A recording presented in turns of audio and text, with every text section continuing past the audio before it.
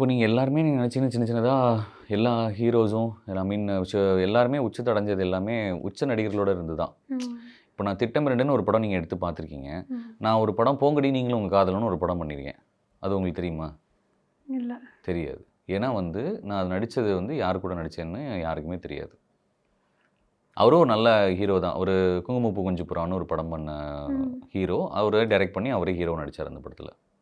புழல்னு ஒரு படம் பண்ணியிருக்கேன். உங்களுக்கு தெரியும். புழல் பார்த்தேன். புழல் பார்த்துருக்கீங்க. பட் ரொம்ப அதெல்லாம் யாருக்குமே தெரியாது.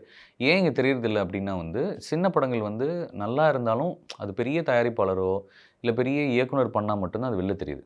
ம். நீங்க கோலி சோடான்ற ஒரு படம் அ விஜய் மில்டன் சார் பண்ணதுனால தெரியுது. மெரினான்னு ஒரு படம் பாண்டிராஜ் சார் பண்ணதுனால வெளில தெரிஞ்சது.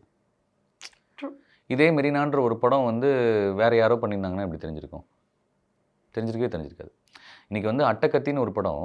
அந்த படம் வந்து ஸ்டுடியோ கிரீன் வந்து அந்த டைம்ல பெரிய ப்ரொடியூசரா இருந்தாங்க. அவங்க ரிலீஸ் பண்ணதுனால தான் அந்த படம் பெரிய படமாவே தெரியப்பட்டுச்சு.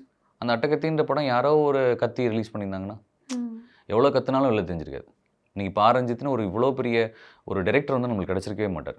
ஒரு பியூட்டிஃபுல்லான ஒரு கிரியேட்டர் வந்து அப்படியே போயிருந்திருப்பாங்க.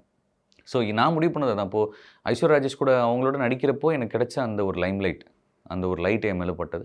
அதுதான் அடுத்தது நான் பண்ணணும்னு நினச்சேன். வெப்ல வந்து நட்டி சார் கூட பண்ணேன். அதுவும் நல்லா பேசினாங்க. பேச்சி ஒரு படம். அது கோகுல் பனை பேக்ட்ராப் ஆமா. இருந்தது. அவர் பெரிய கேமரா இன்னைக்கு வந்து மோஸ்ட் வாண்டட் கேமராமேன்ல அவரும் இருக்காரு.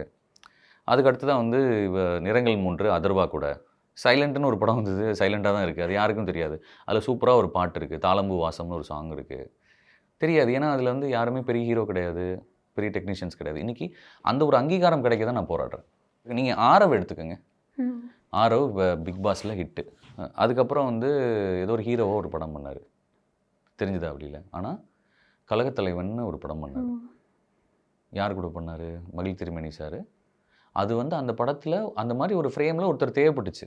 மகிழ் திருமேனி சார் மாரி ஒரு ஒரு அ ஒரு டேலண்ட்ட வந்து தேர்ந்தெடுக்கிறதுல வந்து சூப்பர் டைரக்டர். எனக்கு ரொம்ப பிடிச்ச இயக்குனரும் கூட அவரு. ஆரவ் வந்து அந்த படம் நடிக்கவும் தான் வெளில தெரிஞ்சாரு. அதுக்கப்புறம் தெரியவே இல்லல்ல.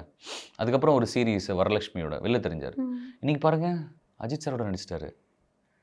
தலையோட பக்கத்துல அவரு தான் பாதியா இருக்காரு.